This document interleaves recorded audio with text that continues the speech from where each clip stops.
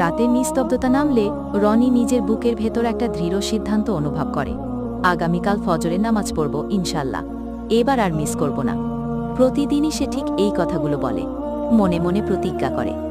সে মোবাইলে alarm set করে রাখে, ফজর 4:30-এ, একটা নয় একাধিক অ্যালার্ম, যেন কোনোভাবেই না মিস হয়।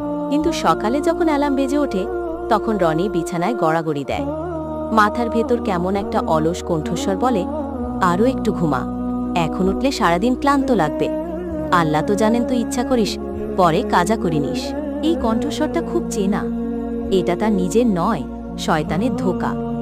বারবার একই ফাঁদে পড়ে রনি, বারবার সে হেরে যায়। দিন যায়, সপ্তাহ যায়, নিয়ত থাকে কিন্তু নামাজ পড়া হয় না। শয়তান যেন ধীরে ধীরে রনিকে এক বন্ধন দিয়ে বেঁধে ফেলেছে। তার ইচ্ছাশক্তি দুর্বল হয়ে পড়ছে। এই গল্প শুধু রনির নয়, আমাদের সবার জীবনের এক চিরচেনা অধ্যায়।